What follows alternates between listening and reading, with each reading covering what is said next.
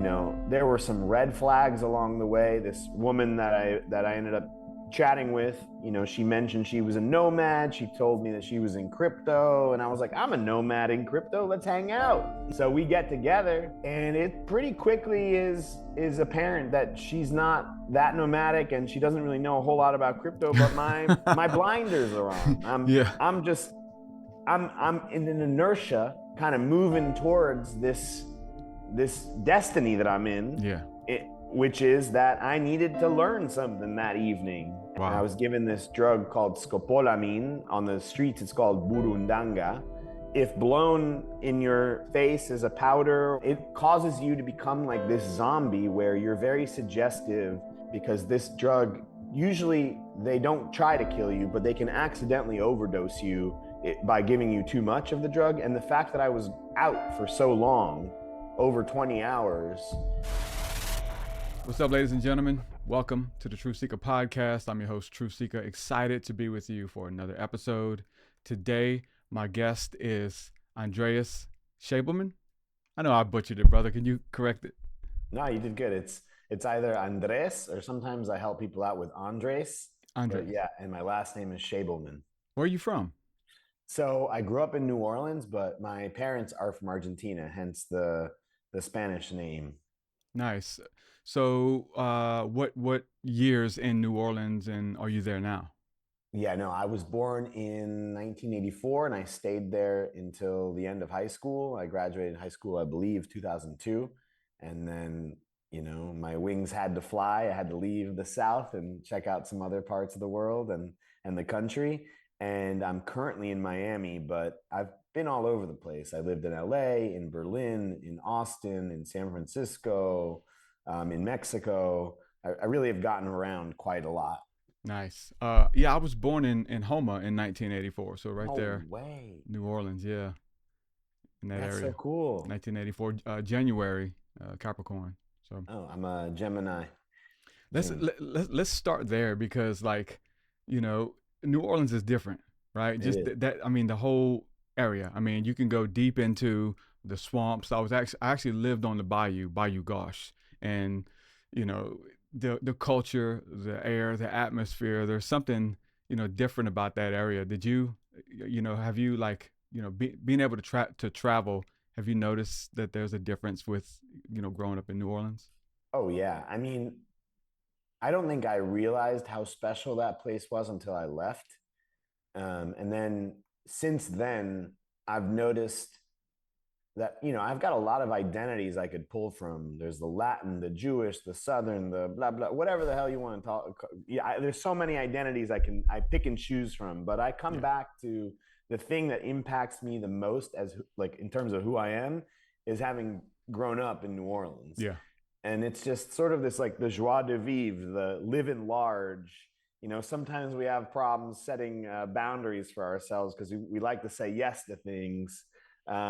Sometimes we can overshare. If you ask someone in New Orleans, how they're doing, they're gonna give you a little bit of lagniappe. They're gonna give you a little bit extra. Yeah.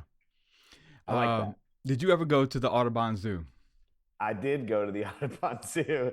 I I spent quite a lot of time there, I'd say. Um, it was interesting because we were talking about it recently, that talk about like childhood fear and terror and stuff. I remember it was like a rite of passage that you had to go to the Audubon Zoo. I mean, I was living in like Hammond, Springfield Uh-huh. area, and we would take field trips to the Audubon Zoo. But there was this fear because I tell my friends they have no idea what it is until they look it up on Google. But the swamp monster, you would go around this corner at the zoo, and they had this huge effigy statue of this swamp monster, um, demon looking thing that's holding, I think it's holding a kid up by its leg or something. It's scary music. I remember seeing that, like, at, Yeah. as a toddler, and it's like freaked me out and left like heebie jeebies with me. Do you remember that? Well, I remember things like that, in the sense of, how we celebrate life during death with the second line, the presence of voodoo and ghosts, and the sort of acceptance of the spirit world as just part of the culture. um, and it just feels like there's been there the things that they were scary, Yeah. but then they were also so prevalent that at some point you just get used to these like these ghosts or these swamp monsters as like just part of your life down there, you Yeah. know? Yeah. It is pretty scary, pretty strange, but it's something that they embraced, and it was empowering, and it's misunderstood. That I think that we'll get into your story a little bit, that there is power there to kind of face your darkness, face your fears, and to die and to be reborn, if you will. And that was something that was embraced with the culture, and it was inundated everywhere. And I think like outsiders looking at that, it's like, oh, stay away, that's evil, that's dark, it's not good. Until it's like you have to go through the darkness in order to get to the dawn, the dawn of a new Yeah. day, if you will.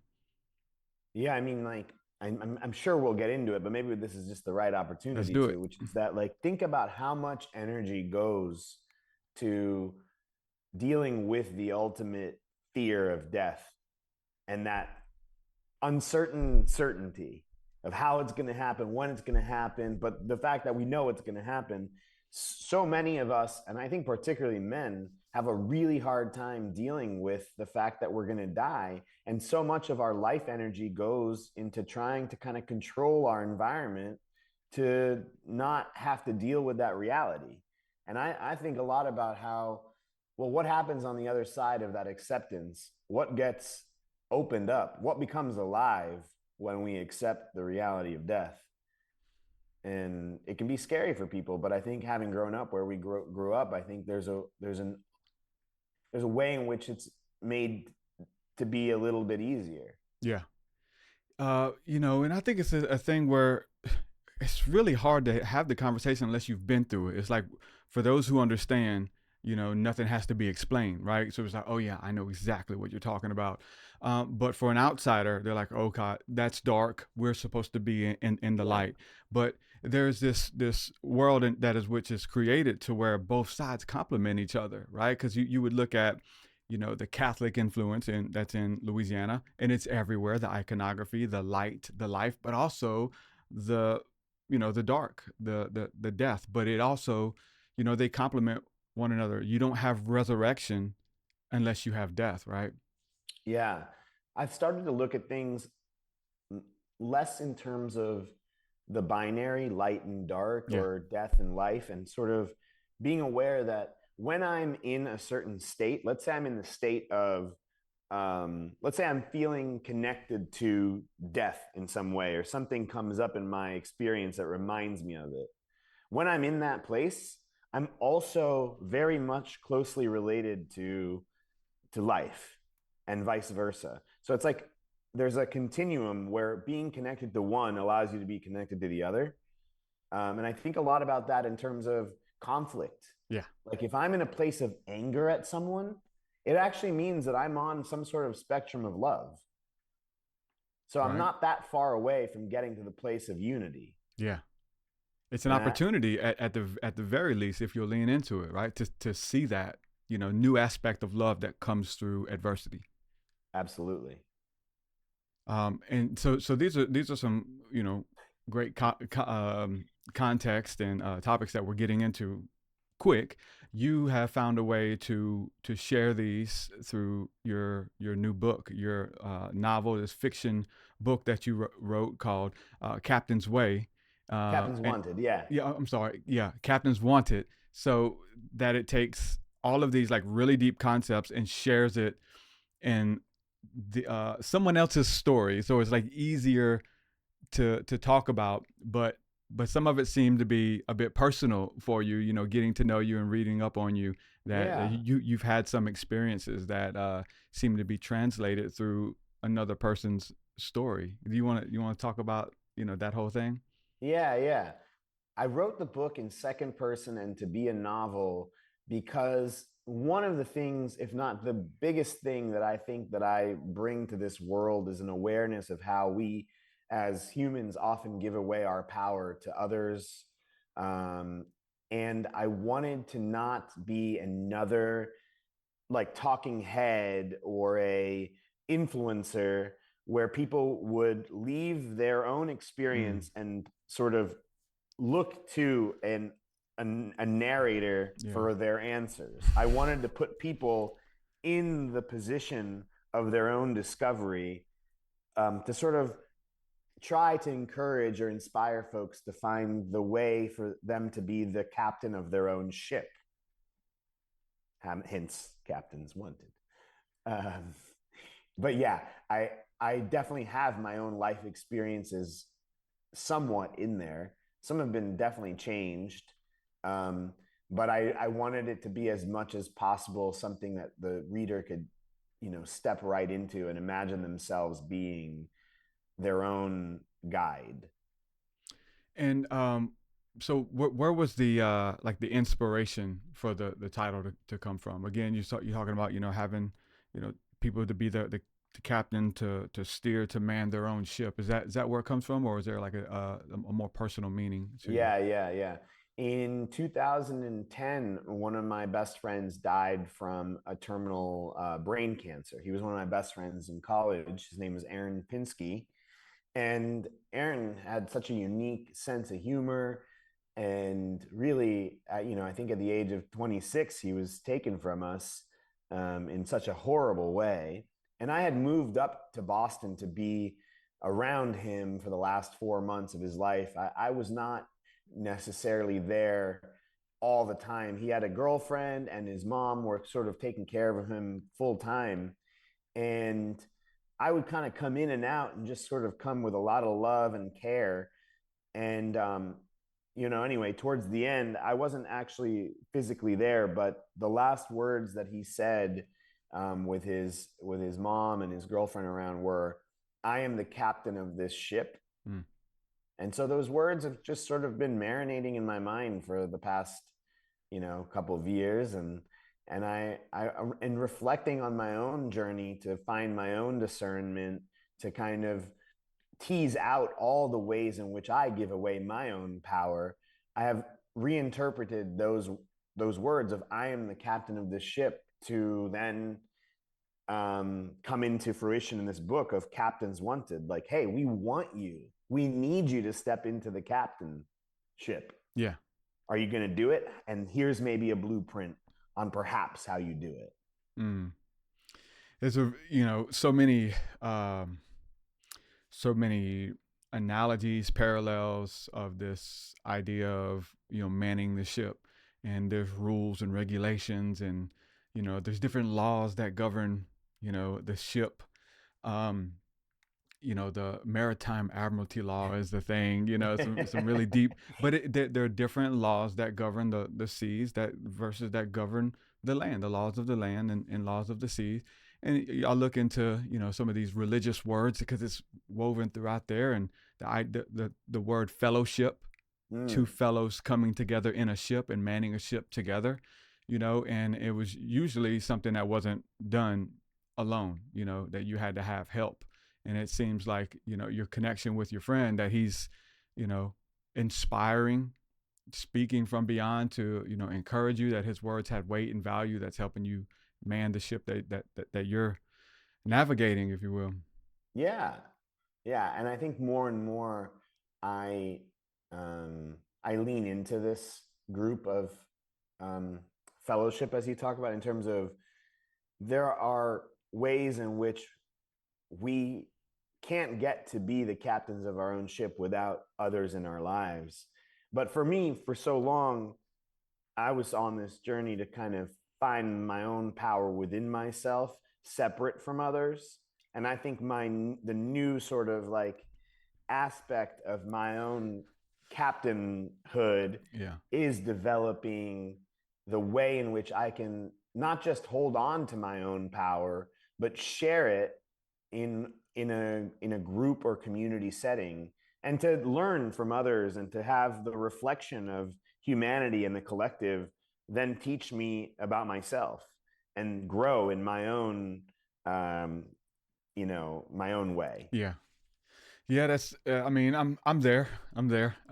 Being a creative, being somebody who, I would say is possessive about your art, about your work, about your ideas, and then just giving, jobs away, and like building a team versus like I can do it all. Let me do it all. Like Right. I had to do that, and I did that. Whether it was possessive reasons or financial reasons, I had to learn how to produce music. I had to learn how to record myself, how to shoot my own music videos, and so I Right. learned to do it all. And then it's like this huge tool bag that you have that you can do it all.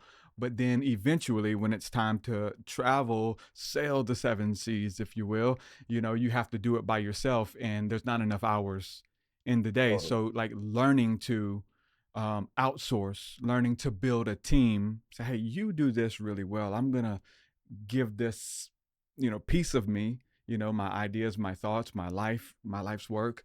I'm gonna put it in your hands, to see what you could do with it. It's just you have to become vulnerable, right? Yeah, I've been really playing around with the next expression that I'm going to dive into, which is, I think, around collaboration and sort of what's necessary for collaboration to take place. And I've kind of distilled it down to two things: is one, the parties that are involved have to be open to being transformed, and the parties that are involved have to be open to the fact that they don't know what the outcome is when they set off on their journey together. And Yeah. if you have those two things, then you have collaboration. Now, in the context of now you're paying probably some folks to help you along your way. It is interesting because you also have this vision and you're trying to steer the ship, so to speak. But at the same time, for me, because of my own sensitivity to control and power dynamics, I really have been trying to build a team as much as possible where each individual part of that team is that individual is tapping into their own sort of lane of Yeah. genius. Even though we're steering towards a common goal, the collaboration and what I need is to not be a part of something where I'm coming in over the top and telling someone how to live their life. I need to have a collaborative interaction with every single member of the team that I end up building out. And there's some tension there, right? Because you want to move things in a certain direction, but you also want to make sure that people are moving in a way that honors who they are. Yeah. Yeah, it's a rite of passage, especially coming from the lane where you did it all yourself, kind of thing, and it's like, okay, here it is. Um, for me, I've learned a lot over the years because I've tried to do it. I've tried to outsource or tried to work with people, and maybe the quality of work or something that means a lot to you isn't like taken seriously or something like that. I can look at it as like in the terms of music, of getting people to remix my songs for me, whether it was like EDM producers and stuff like that. You would pay, and then I would get something back that was just, it was horrible. Like timing wasn't on, quality wise. And so I've done it, 3 times. This is me trying. And then every time was a failure. So then you like kind of shut down and like turn into recluse, or it even like reinforces this false belief that I guess I have to do it all, kind of thing. Right. Until I'll say recently I met a producer who like took some of my lyrics and redid everything to like, and it was amazing. And I was like listening to my work that he took my like pride and joy, my baby, and then took it to a whole new place. Like I was in tears because it was like, man, I've been trying to, make this happen, and it almost seemed like it was impossible. But then it like, this idea of this tension, Yeah. but now I was able to get through it and kind of rebirth this idea that, hey, you could build a team. There are people who are really good. You just had to wade through the bad ones to find the people to help you navigate, right? Let me ask you a question about this producer. How did you find him? He found me. Right. And That's it. Yeah, that's it. what were you doing that he found you? My bliss. I was just doing what I do. I was doing music, doing what makes me happy, and it's very strange because all of the people that come along to partner with you, it's usually that way. But the reverse happens first, though. It's like Sure. we look for them. I gotta find them. I gotta find a producer. I gotta find a video editor. I gotta find, and you work through all these people. And it's like, and it's really weird because it's almost like the moment you give up and you quit trying to make it happen, and then it's like, hey, you get that knock on the door. Hey, I've Yeah. been listening to your podcast and made a couple of edits. You want to check it out? Oh my God, I've been looking for 3 years and paying people, and crap, and Right. then freaking work of art free shows up. That kind of energy, man. And I think it's interesting. I think the world of business, for example, is built around this idea that we have to move matter with matter. Like Mm, we're going to get from point A to point B, and we're going to set goals and KPIs to make sure we get to point B. And you might actually get to point B, but there is something in the universe, and I don't know how to describe it or what the reason is for it, but if you let go of point B in your mind, maybe you use it a little bit in terms of directionality, but not a destination. What happens is you start to become aware of these of moments of bliss, of joy, and you follow that, and all of a sudden, somehow, the world opens up for you, and before you know it, you're beyond Z. yeah. You've reached a point that you could have never ever imagined, and not only have I found that to be true, but I've found that life is so much more just fun. Yeah. Like because because you're tapped into something that is surprising, unpredictable, synchronistic, serendipitous, Yeah. and it just everything feels so alive from that place. Yeah. It's strange how it works, but and I'm a student. I want to study how it works so we can repeat it. But maybe that's how you shoot yourself in the foot. But it does work. That's the Yeah. thing. You know, there's so many stories. There's just one little idea of like, and so I'm a student of like antiquity and religious texts and stuff like that, and my main one being the Bible, holding all these beautiful principles like just kind of interwoven in there. And there's Mm. this story where Jesus goes to visit Mary and Martha, and they hear that Jesus is coming, and one of them just like, okay, we got to clean the house, we got to get everything ready, he's coming, and he shows up, and then the whole time she's still like serving him, and like, she's working to keep everything clean and everything going well. And Mary, the other one, she's just chilling, just hanging out with him, like, he's here, oh my God, he's here, let's just, let me pick his brain, let me tell him how awesome he is, let me, he's sharing his stories about his travels and stuff, kind of thing. And you would think that the one that's working is the one that's serving, but she kind of gets like the brunt in that story. It's like, hey, slow down, be present with me while I'm here, I'm not always going to be here, and you've been working and moving and going ever since I showed up, kind of thing. And so like that story I can find in my work ethic, Mm. because I'm trying to make it happen, I'm trying to study ad revenue and trying to see, balance this and do that. And then, and my wife, she works with me now, and she'll have to just get up and go outside and just kind of just sit in nature, man, bask in the sun and just be present in that moment. Everything's beautiful, everything's okay. But I'm like, nope, numbers don't crunch, got to dive in deeper. And I know it doesn't work. Like but I still do it anyway. Of course. And I don't know, I have to keep catching myself to like stop working and be present, because it all works out. Like Right. it works out better to go and just play in the wind, like Nell said. You know what I'm saying? Like, just be present, be in the moment. It's a weird dichotomy though, right?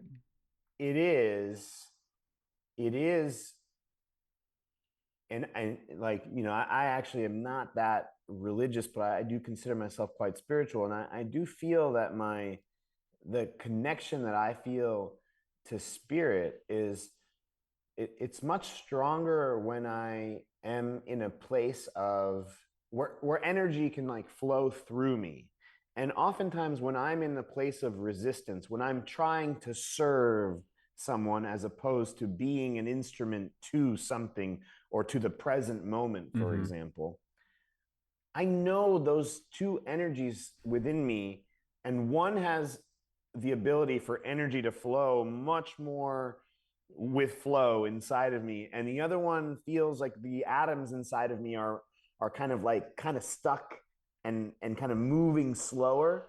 And so I know that if I'm going to be an instrument for inspiration and creativity to flow through me, I have to keep my channels as open as possible, and I have to find ways to allow for that flow to come through me, whether it be with nature or whether it be with some form of music and meditation.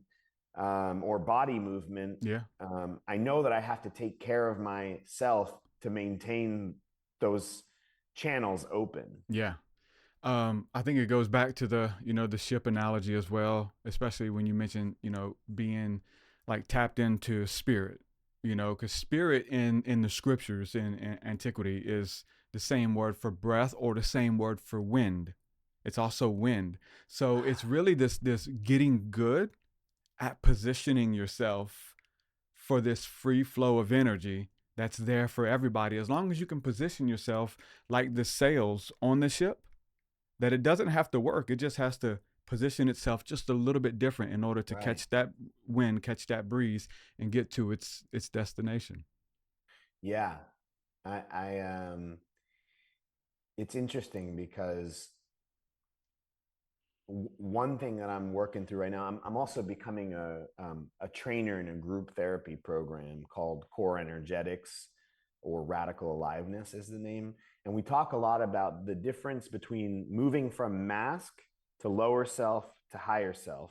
And the mask is a place of very low and slow energy where you're almost like recoiling in your own corner. Lower self is an energized version of that, which is usually like, I'm not going to let you see me. I'm going to destroy you. I'm going to conquer you. I'm going to be better than you. It's an energized negative aggression. And then you move towards the higher self, which is this place of unity, of spirit, of Mm-hmm. connection with the divine. And to become aware of when you're in that lower energetic state, and to then be able to make a choice from that place to energize it, Yeah. to allow for the energy to flow through you, even if at first it's a negative framing of it. We're at least moving to a place where the flow is happening, because from the place of I'm scared, I'm lonely, I'm awful, I'm terrible, I'm not good at this, um, energy ain't gonna flow. Yeah. So I'm becoming better at being aware of when I'm in the more constricted, contracted states, Yeah. Like and I think the body is a great indicator of that flow. No. yeah, flow, energy, channels, like you said, um, pools of water. I know this chakra system is likened to these different pools of energy. Mm-hmm. Um, I'm gonna go back to the Bible just because all these Please, stories come to me. it's Uh, great. I get to learn so much because I didn't grow up with a lot of like Bible. My parents are, I grew up Jewish, but there wasn't a lot of, I didn't really go to temple or synagogue that much. mhm. So I Oh know yeah. there's so much wisdom in that book and in that tradition. So Yeah, please. it's embedded. I mean, just like in any story, as a writer, as a one who has to find a way to embed this beautiful truth that no matter who reads it, they get something out of it. But there was a story where this guy, uh, a paraplegic, was sitting next to this well, this pool, the pool of Siloam. And so once a day, I believe it was, an angel would come and touch the pool and the water would begin to stir. And whoever got in that water first, they got healed. So this one guy sitting there and he's trying to get to it, but he has nobody to help him, somebody to pick him up and put him in the pool. So somebody else always gets to it and they get healed or whatever. Jesus is walking by and he's able to stir up his own energy and be able to heal the person, but to heal him is to teach him to stir up his own energy, his own pools that have become Mm, stagnant, so that the water, so that the energy can freely flow, what I say, to you and through you. So interesting. as you being a conduit, the energy is moving, the creativity is moving, the ideas are moving, the finances Yeah. are moving, everything is in flow, and there's nothing that's blocking it. So you see these like beautiful nuggets in there where Jesus is like, you know, Christianity has done this amazing job of like giving the power away to the church, to the clergy, to the pastor, to the priest, or even to Jesus, right? But when you see how he's moving, he's like, no, no, no, you guys have already done that. This isn't something Interesting. new. He So knew that they were giving their power away, so he's teaching them to stir up their own energy, their interesting. own Is he power. is he sort of offering an alternative to what they've accepted already with this angel that comes in and stirs the water? He's like, no, no, no, no. That's cool, but you can do it within. You have already that power within Yeah. yourself. Yep. Yep. That's cool. I Yeah. like that. Yep. Showing them how to do it, and there's just amazing, words when you're talking about like energy or flowing, and it's the word that pops up all through the scriptures, which is awesome. It's really the word stir, and it says to Mm-hmm. stir yourselves up. Like there's an art to it, Mm. and we know how to do it. I think everybody knows how to do it to some degree. If it's my wife does it when she leaves the office and goes sit in nature, and I do it when I leave the office and go sit in nature. But she has a way of doing it sooner, so it's not Yeah. that like I don't know what to do. There's this weird. It seems like there's a huge gulf in between. It's like I know what to do, but for some reason I'm still fixated that if I sit at the computer, work a little bit harder, then it'll come. And it really doesn't work that way. It's to go out, go into nature, stir myself up, take a break, breathe in, look at it differently. And I think everybody has those different ways that they can do that. Yeah, I would say, there's probably a moment when you're in your work and there's a hue to the work that may feel like for me I'm aware of when I'm in a place of control. And if I'm in a place of control, now I know that that's a place of I'm actually trying not to feel my vulnerability. So if I know that I'm using something as a mask for my vulnerability, well, where can I go and allow for the vulnerability to arise? Because even if I'm sad and uncomfortable in the place of the vulnerability, it is still more of a place of energy flowing than the place where I've pretended that I'm not uncomfortable, which is the place of control, Yeah. but is still, if I really think about it, quite an uncomfortable place, and more so than if I were in my vulnerability. Yeah. But we've trained ourselves out of discomfort, Yeah. at least a certain type of discomfort. Yeah. So, yeah, man, it's so many. I hope people are getting fed from this. I know they are. But it's about taking your power back because you have everything's in front of you, man. It's like use what you got, and I want to say this caveat too. It's not that like being in front of the computer or whatever is like, I do that because you can flow there. Like you can flow in, Yeah. writing and taking notes and your fingers just moving and it's really flowing to you faster than you can type or faster than you can speak. So there are different states of flow that happen in the office as well, right? But this is this beautiful balance, I think, that comes about. Let me ask you about this because just reading your bio and about your experiences, there's a lot more to get into. You Sure. mentioned you traveling to all these different countries all over the world, and you've had some trials and tribulations, if you will, some adversity, being drugged. I read, Mm-hmm. kidnapped, uh, Mm-hmm. being held up by gorillas, like Yeah. all this crazy stuff, man. Can you share any of those stories, Yeah.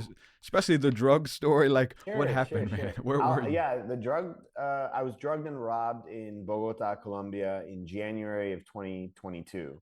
Dang. And I had been hanging out with my best friend Juan, who's been taking care of his mother who's got Alzheimer's for the last, I don't know, 8 to 10 years. And just going to be with him out there and being with his mom who I grew up with, answering her questions 60 times over every single day, and watching him in the situation that he's in, and really feeling for him, thinking in many ways he's trapped, but in many ways he's not, but just kind of trying to deal with that pain. And I think I didn't deal with it well because I left where he's from, and I went to Bogota, and I was feeling vulnerable and sad and lonely and scared for my friend and for just the reality of life and aging. And instead of allowing myself to really feel that vulnerability, I went and I numbed. I went towards numbing that pain and that sadness. And I got on the dating apps. I got on Bumble, and I just thought, okay, let me go distract myself Mm. with these pursuits. And there were some red flags along the way. This woman that I ended up chatting with, she mentioned she was a nomad. She told me that she was in crypto, and I was like, I'm a nomad in crypto. Let's hang out. And so we get together, and it pretty quickly is apparent that she's not that nomadic, and she doesn't really know a whole lot about crypto. But my blinders are on. Yeah. I'm in an inertia, kind of moving towards this destiny that I'm in, Yeah.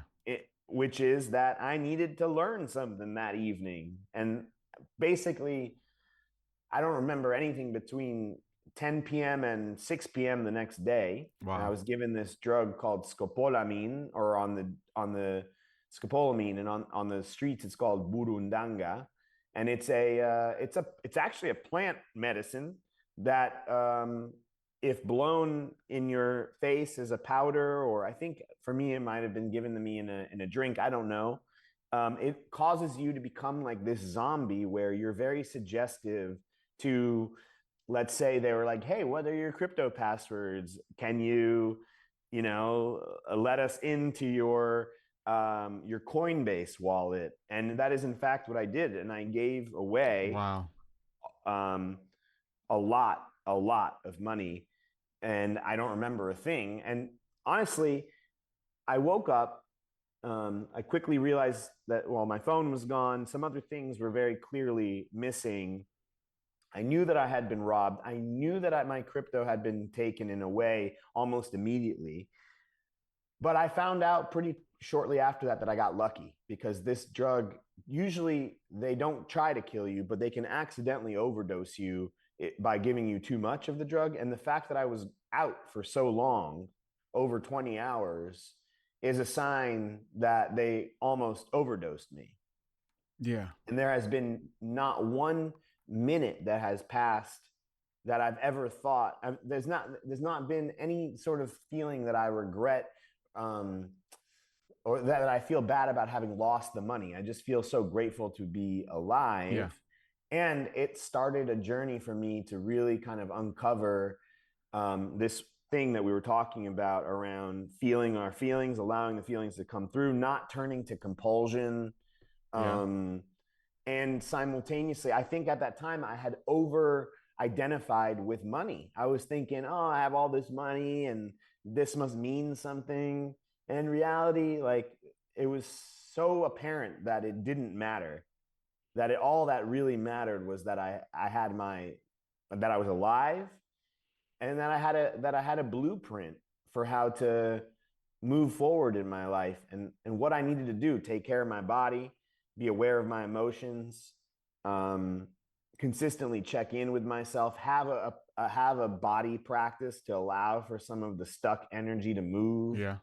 and to become a vehicle of creative expression and of meaning and purpose in life. So Yeah. all of these things have like, my life dramatically shifted after this event in January of 22. Man, that's so. With the red flags, were there any guys involved? Were there other people that came in, or did she just mastermind this and just did it Yeah, before? no, she was part of a larger ring.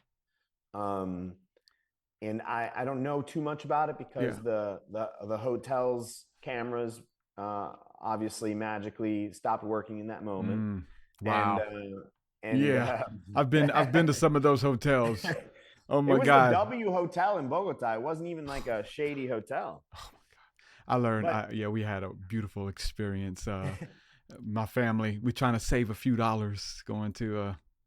Had a great reviews on Google, but we found yeah, out every review at this hotel, uh, and it was a red flag at first, but I pushed past it because of the money. It was like cheaper. We're gonna save $30 or $50 or whatever, and but every review had the owner's name in it.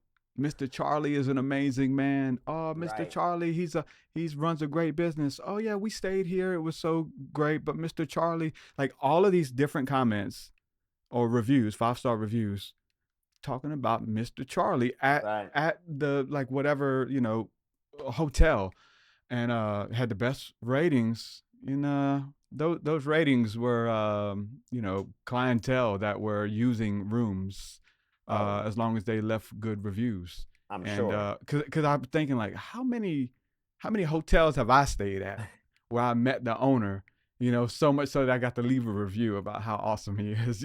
Oh, yeah. But we got there and it was just a nightmare. And I went to the ended up as my family was with me, wife and daughter, and we were going to see a concert. We are going to see Korn in Atlanta, and Cool. and then I went to the front and I was like, hey man, I need a refund. And he said, oh why? What's up? I said, man, you already know. I have my family with me. Please, I need a refund. Okay, I got you. So it's like, listen, what's understood doesn't have to be explained. I know what you're doing. My door was open. Towel was on the bed. Yeah, yeah. A bad So I learned situation. a Yeah. lesson with that too. Those, Yeah. those hotels. But I think what I take from that story as it pertains to mine is um, there are ways in which we can ignore our own intuition Yeah. in service to something that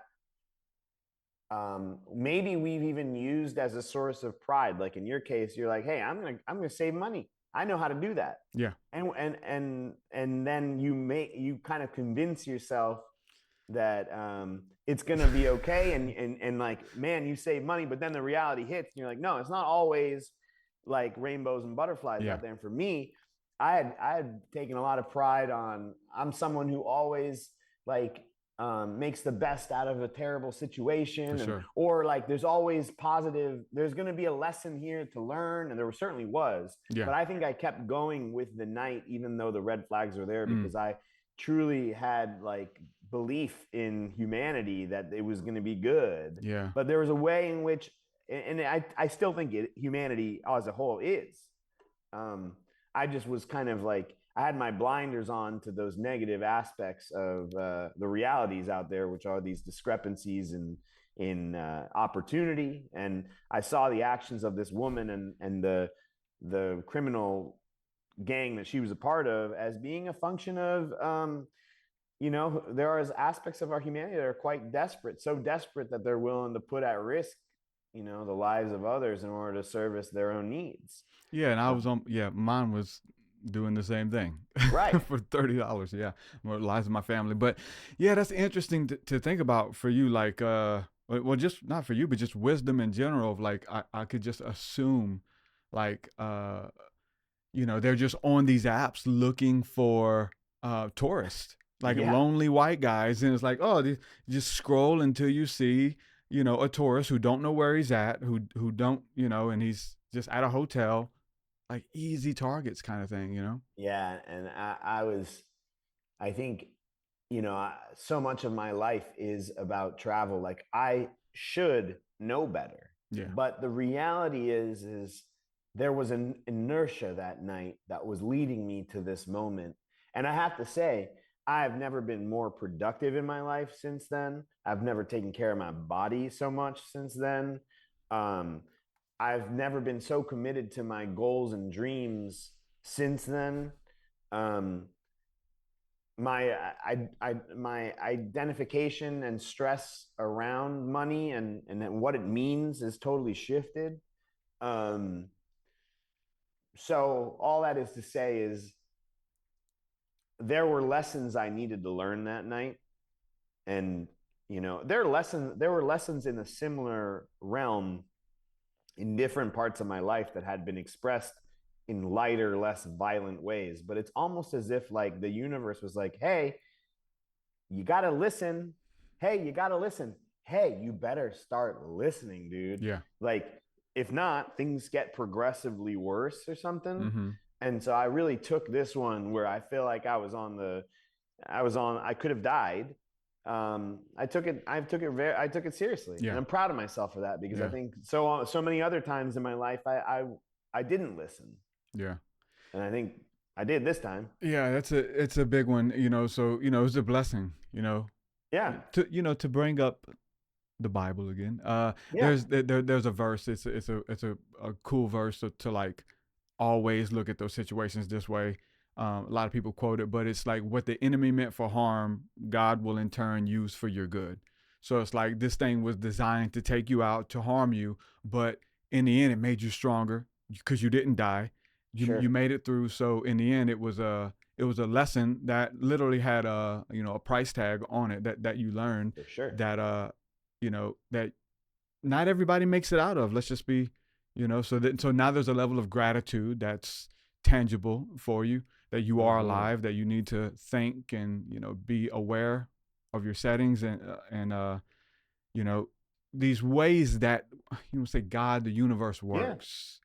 Like this guy needs to be taught a lesson. Why? Like not to punish you, never to punish you, but it's to correct you, to chastise you, to say, hey, there's some things that you're going to be getting ready for, some places yeah, that I need you to go. That if you do this in this other town, they don't drug you, they just kill you. right, right. Kind of thing. So you got to learn this lesson now because you haven't learned it yet. So it ends up being Mhm. this amazing blessing for you. Yeah, and I think I'm thankful that to go back to this last Bible quote you gave. I'm thankful also that not only did I make it out alive, but that I somehow immediately knew that this was a lesson to learn from. Like I didn't stay in the anger at the girl at all. Like I really haven't. I didn't have any anger towards her or Yeah. even the system that she was a part of. Yeah. I kind of understood it from a place of compassion, actually. And I immediately went to, okay, what can I learn here? I went to New Orleans after that. My parents helped me get out of the country kind of immediately. And Yeah. I went to New Orleans and I did yoga every single day, once or twice a day. And I slowed the system down. I came back into my body. I really wanted to let this moment settle in and feel it. I didn't want to run away from it because I knew that I needed to integrate these lessons because this was an incredible opportunity that was given to me. Yeah.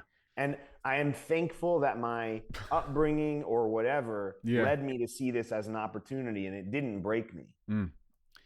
I mean, going back to New Orleans, I mean, it's different for you because you grew up there, but it totally like that same scenario happens every day in New Orleans of just Right. walking on really any street, but the closer you get to like Bourbon Street kind of thing, I Mm, mean, that one thing about predators is they can smell and see their prey from a mile away.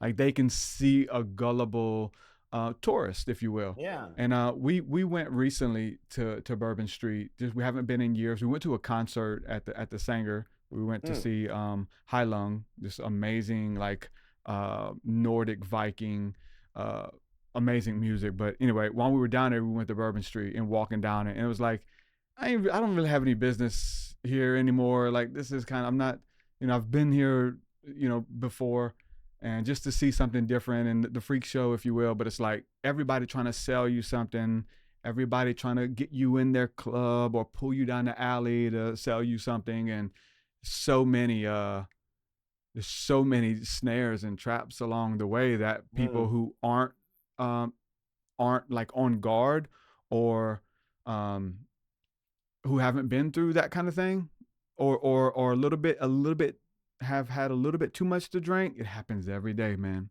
Of Happens course. every day, Yeah. dude. And so yeah, so count it all joy. Like, hey, I went through it, got the shirt to prove it, and Yeah. you know what I'm And, saying, never that again. was in January of 2022. And then, I went, I think later that year, I started producing this travel show that was always like my dream to do. Um, and that show I produced for television, which it didn't get picked up. And now I'm finally repurposing the first episode after my Colombia experience. It's coming out this week. It's about Bosnia.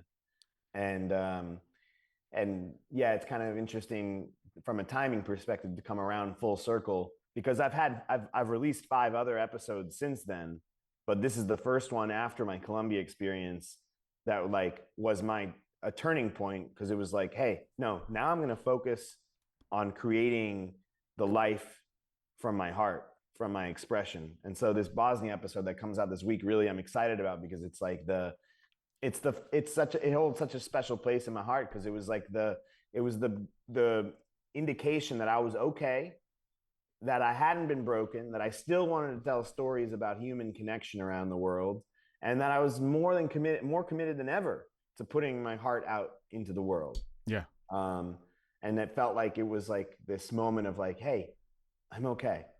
I'm more than okay. How quickly were you okay? Because sometimes there's a form of PTSD that wants to Right. sit in. Sometimes it does for a month, a week, a year. Like it's different for everybody. Like how soon were Yeah. you okay?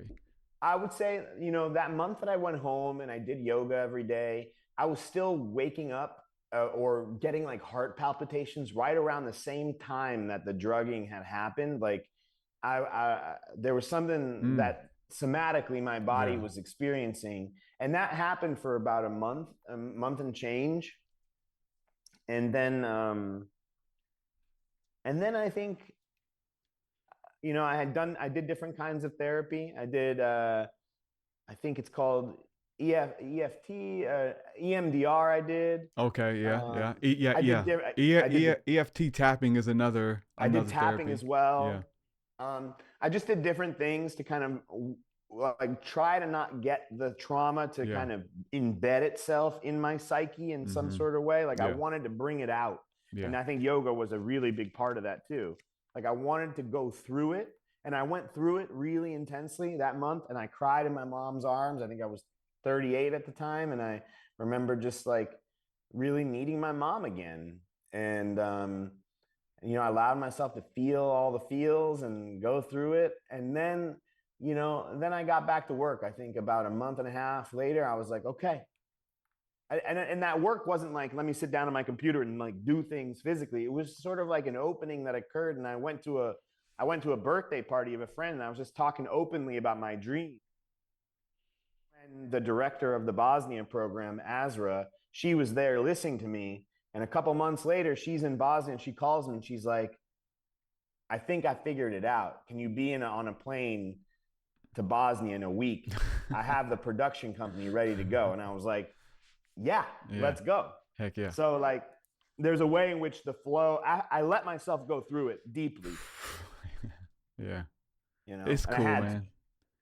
Yeah, when you learn that again, and I've learned it, and I learned it over and over, but it's still not easy. You know what I'm saying? To like position yourself just to stop, to stop trying to make things happen, go with the flow, and everything does happen. The moment you try to get the show or pitch these ideas and none of them are working or whatever, it's the moment that I'm like, hey, I'm not even trying, and it showed up, kind of thing. Then I know that it's kind of good ground, if you will.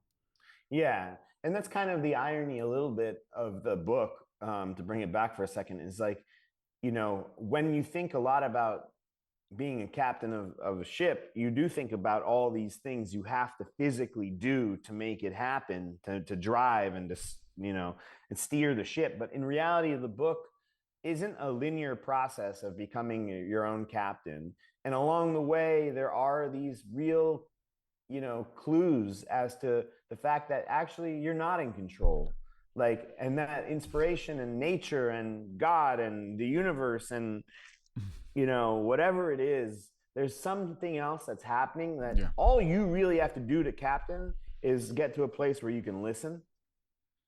Listening, if you can listen to the signs that are around you and move towards those signs after listening and figuring out a way to listen, then that is the captaining. Is sort of like, you're reading the wind or reading the smell off the shore, and you're using that to kind of guide you. And I think learning the different, like, bits of information to pay attention to, the what do you call that word? Yeah, the yeah, those Nuances I think is a good word. which one? Like nuances, to pay attention to Yeah, the little nuances nuances. around you. Yeah, like just using all your senses to kind of like feel out what's coming in, and sort of deciphering and discerning. Mm, I think discernment to me yeah, is a big word, is for sure. discerning what's going to serve you and Yeah. allowing that to guide you is like, I think, such an important skill in life, especially as we have so many people out there and systems that are vying to control our discernment. Yeah. Right. It's a big one. You learn through experience, though. That's Totally. that's gnosis. Going through it, nobody can tell you. You can't. That's true. You experienced it firsthand. But the cool thing about it is you get to share it. You get to impart it to people because you like. There's now like a legit energy there that you can Yeah. say it with, or I would say, bass in your voice. Say it with your chest like you mean it because you're not making it up. You know Yeah.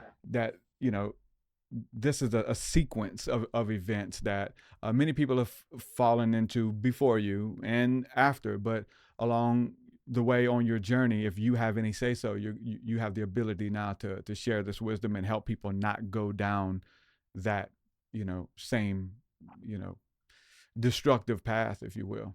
Yeah.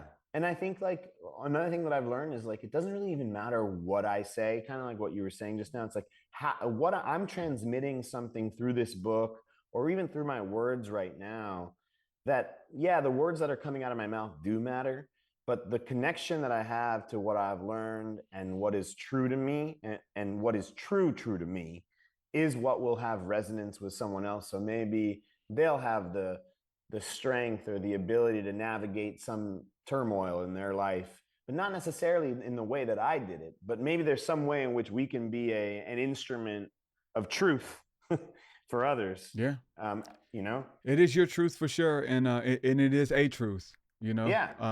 and it's not an opinion. It just is what it is, and um, it's just this thing I always say. It's not if but when. So like learn, if you can like wisdom comes from study and learning from your own experiences, but true wisdom, a wise man learns from the experiences of others.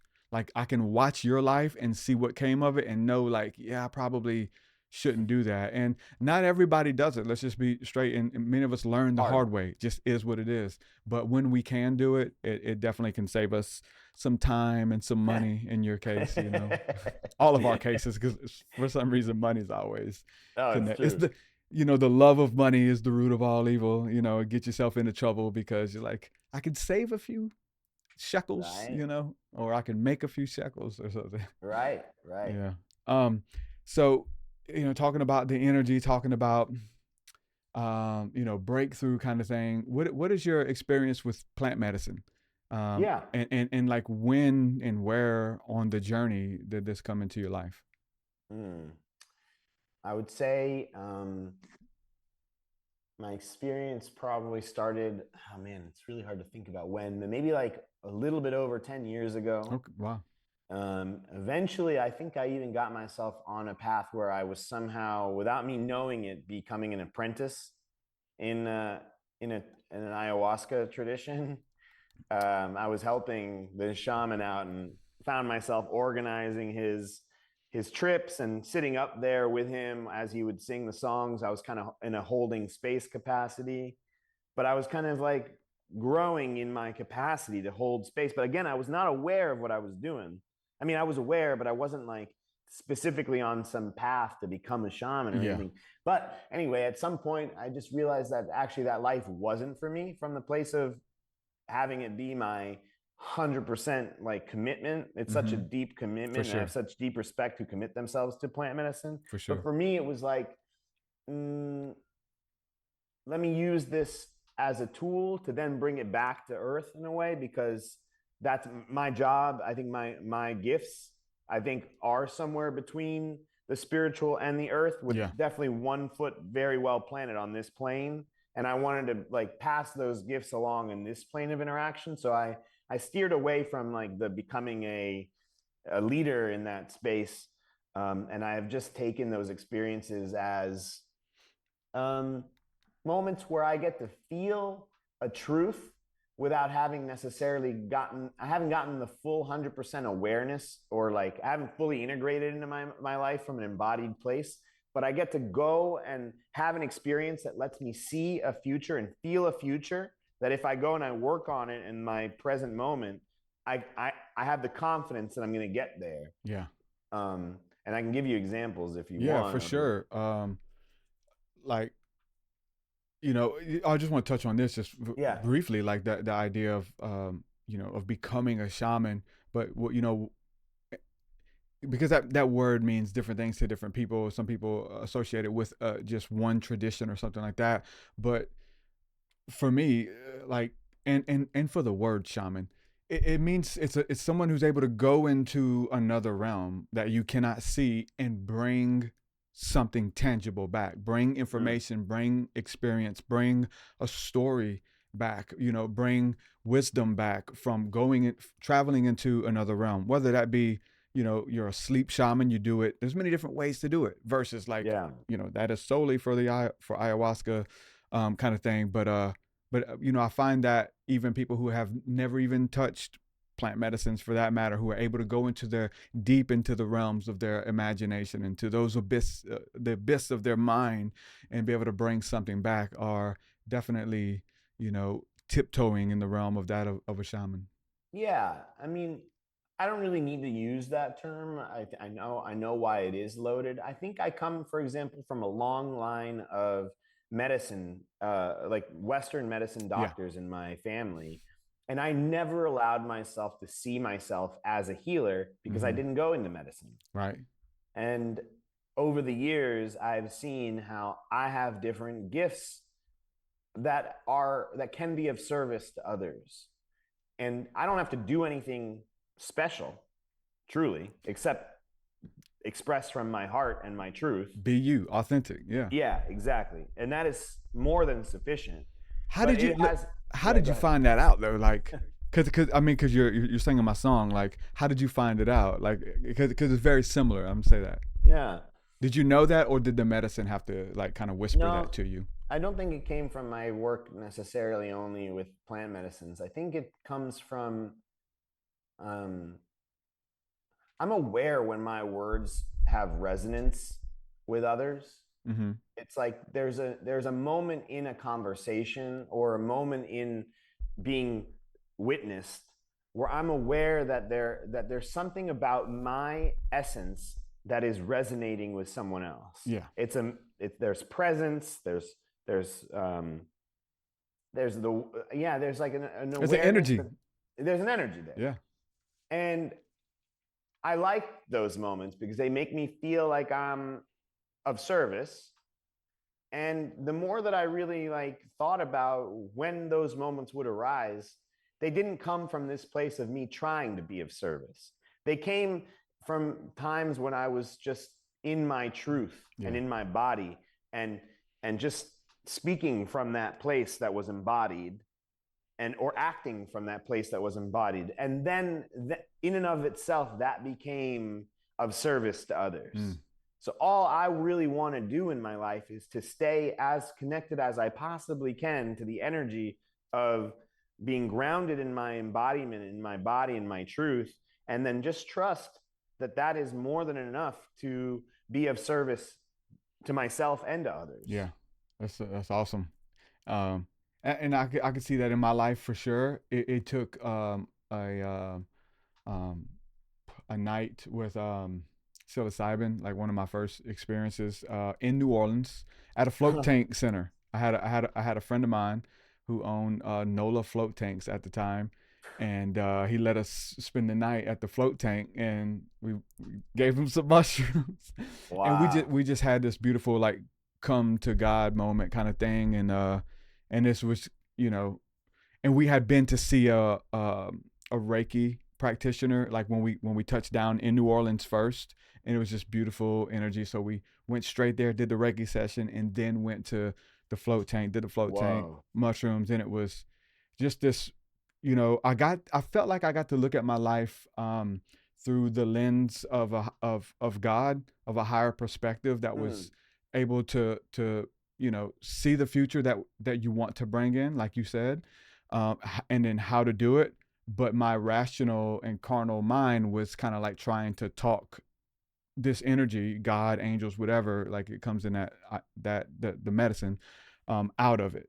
But it's like reassuring me, and the thing was the healing thing, Yeah. because there was this awe and wonder to see the the Reiki practitioner be able to wake up for a living, do what she loves, which is to heal people, to do healing modalities and healing energy, and to do that for a living and get paid to do what she loves, and then kind of see that. And it was a huge, like, I was thinking about it a lot, and how I wanted to do that with my work. And there's all these reasons why you can't, that come up right in your head. You Hmm. talk yourself out of it, but it was like, God or whatever, just saying, no, no, no, this is how you're healing. And it was essentially exactly what you said. That's why it kind of struck a chord with me. Like, let me Yeah. show you. Look over your life. Your music, you're Yeah. trying. You're healing. You're Anytime you hold a meeting or a prayer meeting or something, you're always looking for ways for somebody to experience beauty and bliss and find healing. So I had to, kind of see it in from that Mm. perspective, that it was always there. It didn't, come to Yeah. me. It was I always think there. that's like, I had that experience in a plant ceremony as well. Where I finally, in that moment, kind of gave myself permission to see myself as a healer, even if I wasn't the doctor that my family wanted Yeah, me to become or whatever, yeah, that I had that healer energy inside of me. And it's not like all of a sudden the day after that I became a healer. It's just that I felt what it was like to have that permission, which I didn't need, but I felt like there was an acceptance of the healer inside of me in that moment. And once I accepted it, then I could allow myself to kind of step into that something opened up for me, because I had only been seeing it as like, oh, I'm kind of like a failure. I didn't become the thing that my parents and my family wanted me to become. And then I can't do it. I can't actually do the thing that I actually am connected to, which is like helping others. And then after that ceremony, I was like, you know what? No, like there's just a different way that I'm gonna put out my medicine into the world, and I'm just gonna figure it out, and I'm gonna find a way to do that. But it was no longer a question of whether I had that ability or not. It was like I knew I had that ability. Now it was just a matter of like, what was that medicine gonna be? yeah, Um, and and that's kind of where that overarching lesson that we've talked about so much in this podcast came about, which was like, it was the less that I tried to kind of force figure out what was my medicine. It turns out like that's where it was in the place of just pure reflection. It was in the place of me just speaking a truth and doing it from such a place of my heart, and allowing that to be enough. yeah. Um, and so I'm just, looking at your story, intrigued, and trying to see, one thing led to another. Um, I'm just reminded when you had the experience with your mother, right? And she held you, and you was like, I need my Yeah. mom, and she's the nurturer kind of thing. Um, I know I like that kind of energy, if you will. Um, the plants, that's their message, definitely feminine, definitely, Mm, honoring the mother who's mm, been forgotten kind of thing. Was that connected to that experience at all? Like, mm, did an ayahuasca trip happen? I know it doesn't need to, because there's the connection with death, right? Like ayahuasca is like dying to the self mm. kind of thing, dying to the egoic nature, and then seeing who's there for you, either during death, on the brink of death. I mean, hell, which was what you were doing. I mean, you went to go visit your friend's mother who died, right? And so there's just you're there for, and then you go through this place of a near death experience, whether Right. there's medicine involved in it or not. There is these levels of shamanic ego death, if you will, that we're all Mm. experiencing in different ways. So for your journey, like, how did that, was it tied together, or was it already in you, Um, I'm not sure if I fully understand the question, but what is coming through me is the desire to kind of say,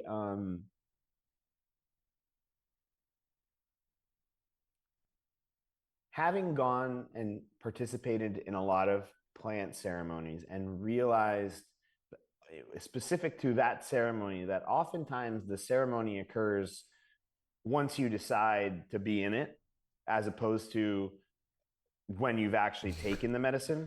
Right, yeah.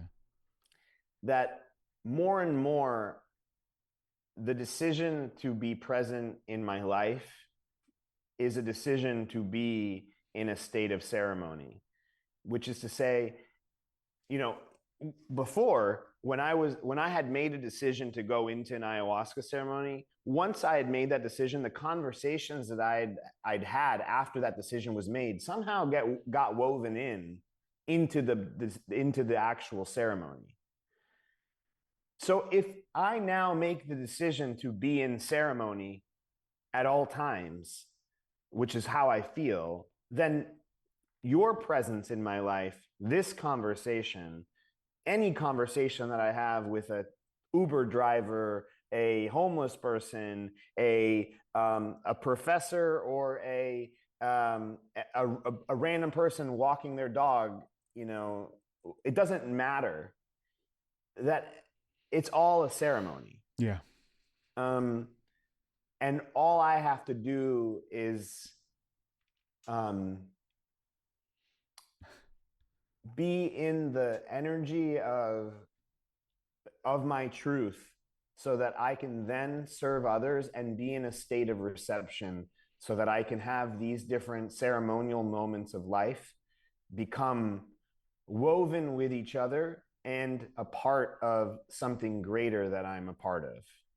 So I'm answering your question because yes, they are a part of it, but in so much as that now I feel like everything is a part of a larger journey.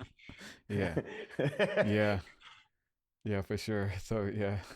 Just the answer is just yes. It's good. The answer was It's yes. so good. Yeah, it's awesome though when you can say that. It's like I'm gonna go do another journey. It's like, dude, I don't think we ever checked out of the last one, you know. We're still in it, man. We're still making our way through the underworld, man. Making amends and everything. God. Right. Dude, let me know how much time you have. We've done just like right over an hour, and I wanna be sensitive to your time. So just let me know. I do have some more questions, but let me know Yeah. where you're I at on think time. I've got like anywhere another 10 to 20 minutes. Gotcha. Just because you've got, I mean, you do so much. You wear so many hats. You know, it's not just like when I just talk about one thing. There's so much that you bring to the table. Um, and let me just throw this in there. One of the first employees of Airbnb was that. That's right. Yeah. What's that about? I think that's an example of how serendipity works and following your heart. Because I didn't know that I wanted to be in tech. I didn't know. So my friend, the one that the book is titled Mm-hmm. after, he passes away. And I'm like, man, my best friend, the one whose mom has Alzheimer's, he's living out in San Francisco.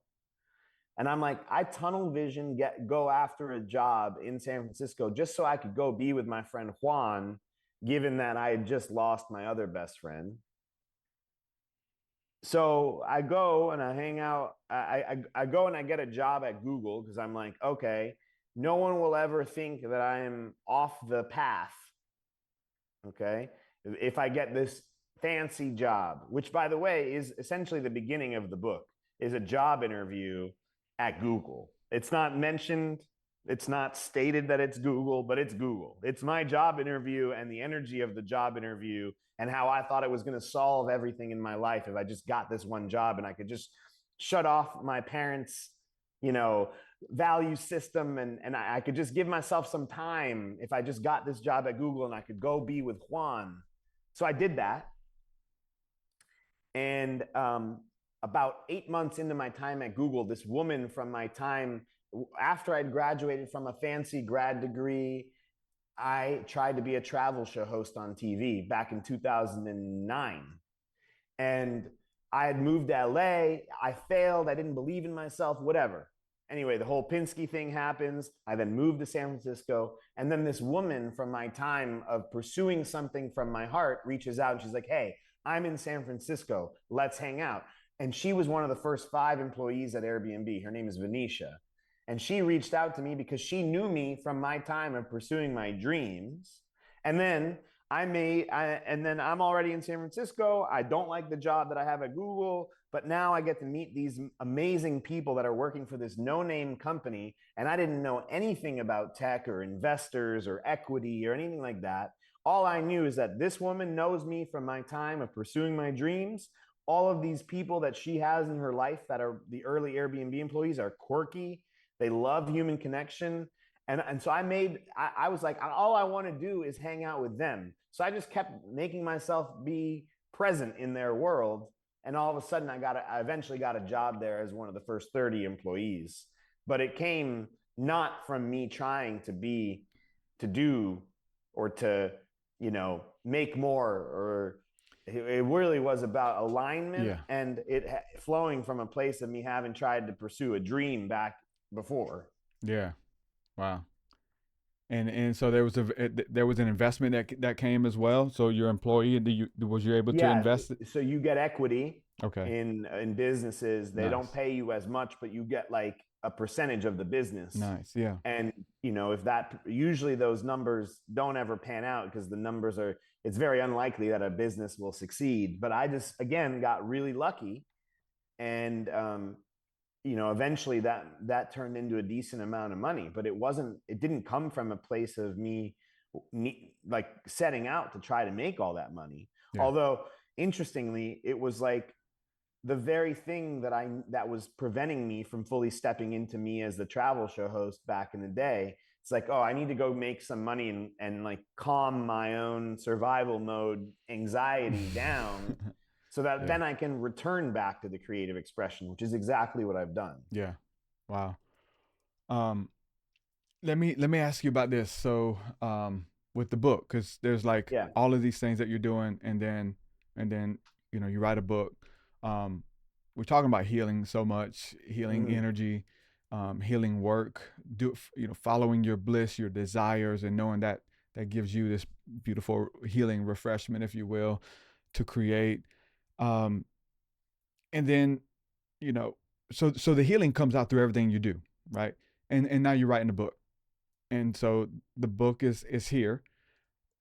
Where does the desire to come from, like come from to write a book and to embed these healing modalities, healing stories, make people think? There's impartation. There's so much that goes on. Like, where does that come from for you? Yeah, it's confusing to me because I really am uncomfortable with this part of the process of like putting the book out there, and I'm trying to work through that. But the part that was very clear to me was the process of the writing of the book. Wow. Yeah. That I feel more deeply connected to. And I'm like struggling to figure out how to have this external expression of the book be part of the process. Obviously, it is. But maybe what's happening is that I'm feeling quite vulnerable because I'm I did this thing for me because if I'm connected to my truth and I express my truth, then it can be of service to others. Yeah. Now this next part, which is the part where I think my life can be evaluated. It can be looked at as it being a good book. It can be seen as a bad book. Um, that's when I start to get a little bit uncomfortable. And I'm still working through that, how to deal with, it's really easy for me to do things that inspire me. It's really hard for me to then, you know, think about putting them out into the world Yeah. for them to be useful or not useful to other people. Yeah. Um, Yeah. but I'm stepping into that discomfort because I think there's a lesson there. Um, and I think that the lesson is, I don't know. I don't really know what the lesson is, but I think it's about like self love in a way, which is to say, my value in this world is not dependent on how you evaluate me or how you look at me. I have value because I have value. This book is an expression of the value that I have for myself. And in the face of evaluation of others, I want this book to have impact in your life. I want it to make you think. But if you don't like it or do like it, it's not it doesn't take me away from the value that I inherently have and the love that I have for myself. Yeah. And I think this is the realm that I'm in. I don't think I've fully figured it out yet. Yeah, it's interesting because I think in a sense you've kind of been there because there's just like, you know, the vulnerability, it doesn't really happen unless you have the ability to get hurt. Like if you Mm. have the ability to be, so Mm. going to a shamanic ceremony, who are these people, kind of. So you're under their influence and what they say goes, and you got to trust, kind of thing. Yeah, So yeah. now, trusting the story, trusting the energy, the information that's coming through you, that there is some impartation that is going to help people. But it's open for scrutiny, it's open for bad reviews, for people mocking, and Yeah, even these podcasts. I mean, the what I'm saying, like, the YouTube comment section could be super harsh, yeah. and it's like, yeah, I've checked myself from comments before, comments that like stung, and then I've like, you know silenced myself, because it said something, that I have already told myself, or the Satan figure, the ego figure, has already told me that I'm worthless or not good at speaking or whatever the case is. And so when you see the comments, it's like, oh yeah, and then you stop doing it or whatever. Same as but that's where the power is, though, to have the ability to become vulnerable, put it out there, and just let the chips fall where they may. Yeah, it's a really good point. It's something that I've been playing around a lot with is like the beauty of vulnerability because it means that A, I have the capacity to have my heart hurt. I know that I have the tools to take care of myself if I do get hurt, but the depth of interaction, relationship, and of living that happens on the side where you allow yourself the possibility of being hurt, like the if we talk about aliveness, you got to put your heart on the line if Right. you're gonna be alive, which means you have to get yourself closer to the possibility of death or of pain. Yeah. Yeah, it's the what is the risk is worth the reward. It has to be like of equal or greater value. Like if there's no risk in writing a book, there's probably not going to be much value in it. But when there's risk of you like going deep and I'm sharing some things that I've never shared before, there's a little bit of a buffer because it's not me, it's Yeah, this character, you know what I'm saying? Which is very smart to do. And because there's some leeway with it. He could say some things maybe you should have said and gets to yeah, say it plainly. There's a lot of wisdom in that, is what I'm yeah. saying. Yeah. Yeah, you're making me think back about some edits I made. That was now I'm like, damn, I should have. There were some edits I was like, nah, it's too much. It's already weird enough. You don't need to go there.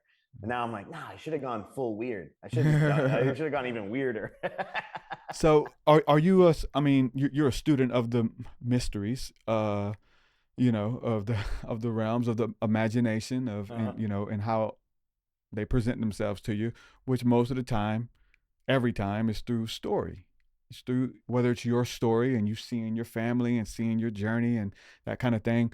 Is there like, this hope, or this agenda to embed it in the story versus writing an autobiography, like writing a biography about yourself versus like, I'm going to write this, work of fiction because we can open this story up a little bit more. Um, I mean, Yeah, are you like, I touched on it a little bit at the beginning, but I think I really wanted an experience. I did want people to have a visceral reaction. Maybe at times it would be uncomfortable, but I didn't necessarily need this book to be like an entertaining book. yeah, I wanted it to be something that created a response. because it was in the response that could lead someone to kind of engage with it in a different way. So if I made it an autobiography, I just felt like it would have led to this like passe kind of passive reading thing.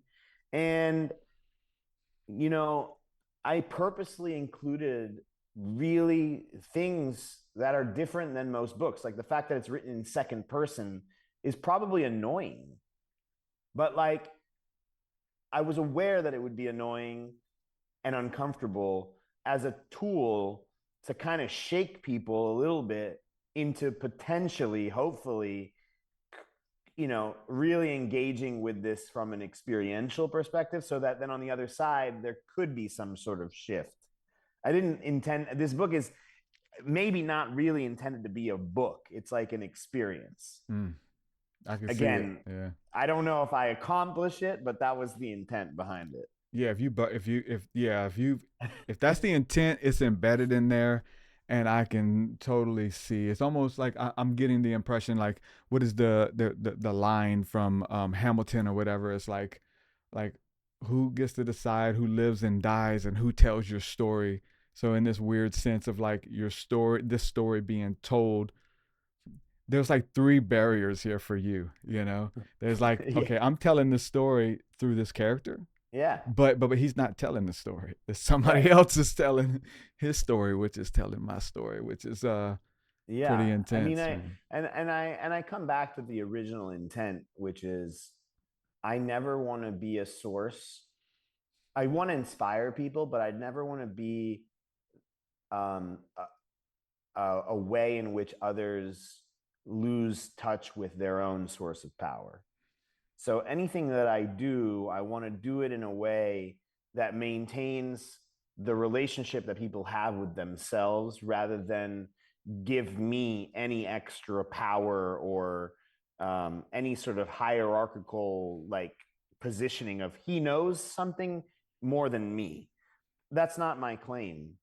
And um, the book is meant to be an experience that hopefully allows people to maintain their relationship with themselves Yeah. and their own sense of discernment. The character goes through these journeys of continually returning back to his discernment, but it is not a self-help book in terms of it being me telling you how to do it.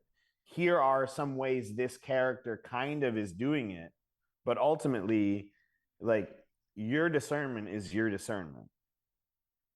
Um, and that's kind of like that's my hope for the book. Yeah. And when I write, like, because I have the advanced copies, when I write the dedication, I always say, and I almost always say, um, I hope this book in some way helps you um, find the way to be the captain of your own ship. Hmm. Wow. But yeah, Yeah. Well, I mean, what else do that's we? my hope. Yeah, and that's what we're doing. I hope this podcast does that, and I think it. There's no thing. I know it will. I know it's going to Yeah, encourage people and encourage me. There's one thing, like, of like what you said. I think there's levels to it, to where people come and you give your power away. You want to hear the person who knows more. Like, you want to hear the stories, and that is a level. People do show up there, but the whole switcheroo that most of the authentic gurus or the person is trying to do is like what you're saying. I'm trying to show you that it is within you. So there's a level of comfort and confirmation to find out that, hold on, like, I'm not alone in the journey. So there's something, there's a level of commonality that while yeah, it's not that he knows more, he knows what I know. And right. so when that's embedded in there, again, what I said it a couple of times in this podcast, what's understood doesn't have to be explained. Like, I'm on the right path, kind of thing. Yeah, Because yeah, it's comforting to know that you're not alone, and somebody else has either made the same mistakes, or um, or asking the same questions, and getting yeah. similar answers, if you will. And within the book, there's an image that I return back to, which are the cairns, CAIRNS, those stacks of rocks that you often see on hikes that kind of like they don't take away your own self discovery, but they're there, just to remind you that you're on the right path. But it's done in such a light and tender way. It feels like Mm. that the character's journey to find his own discernment is really a process of him, you know, looking out for those cairns. Um, before we end, like, it's just this thought. Are we supposed to be having this conversation? Because like most of the time it's like, hey, just whatever you get out of the book, you get, and you're giving away like the sauce, which is what creators need to hear, what people who are like in the space where you are to create, to embody the truth. Um, but it seems like a lot of times people, they don't share that, this story was about this or that. It's a kind of thing. Like there's this, they won't tell you. There's this weird thing where I wish they would though, because we, like a nerd, you study the science and the, Mm. the life journey, that's why this is in there, kind of thing. I don't know. I mean, I think it's all transmission. It is. If at the end of the day, what I'm saying resonates with someone, and they feel like they feel something transmitting within me that resonates with something they already are starting to learn inside of themselves, then maybe perhaps the book is an extension of that transmission, and they might feel that resonance to then go out and get the book. Yeah. So I only see it as like um, another cairn in someone else's process. Yeah. That if there's resonance here with what we're talking about, then get the book, and if there's not, then don't. If it's about authenticity, Yeah, why not? Like that's what it's about, and that's what we do. So why would we not talk about it? You know what I'm saying? Like yeah, that's how I feel. yeah. And my goal, you know, this conversation right now is the most important thing. So, meaning, I'm cool if a listener of yours goes out and get the book. I'm cool if they don't. But if we're present right now with each other, Yeah. then that is enough. Yeah. Yeah. Yeah. Yeah. It Yeah. I is. love it. I love it, man. Cause I get it. Cause I get it. It's like, hey, I think it's a part of the wearing the many hats. It's like, man, whatever. Listen, put a microphone in my hand. Put me, in front of a travel channel. It doesn't matter. Like whatever, vehicle, whatever avenue. Yeah. There's still. I know how to embed my magic into my words or my work, and so yeah, salute, brother. Thanks so much. It's Thank so you awesome. for your time and energy. I really appreciate it. Where can people go to pick up the book? I know a lot of people, whether it's Amazon or the website. Where's the best place for people to go check out the book and check out more of your work? Yeah, I think like following me on Instagram is a good place. So Schabelmania, it's my last name with an IA at the end. Um, www.schabelman.com. And yeah, there's going to be sort of a pre-ordering process coming out. The book comes out February 11th. It's already linked in Amazon and all those places. Whatever makes people feel happy and is convenient for them for ordering. But if they follow me on Instagram, they'll follow the overarching journey from the comedic characters that I create to the travel show to the book stuff. And I think that can be a great place for us to meet. Sounds great. I'm gonna follow you there too. Go check it out Please because do. you keep giving me nuggets of like stuff that I'm interested in the characters, Yeah. and it's like, man, I'm gonna follow you over there. Well, brother, thanks for coming on. I know this inspired some people, and I hope everybody goes out and picks up the book and follows you on Instagram, man. Thanks so Yeah. much for hanging out. Thank you for your time and energy. All right, brother. We'll have to do it again, man. Yeah. Anytime. All right. Many blessings. See you. Bye.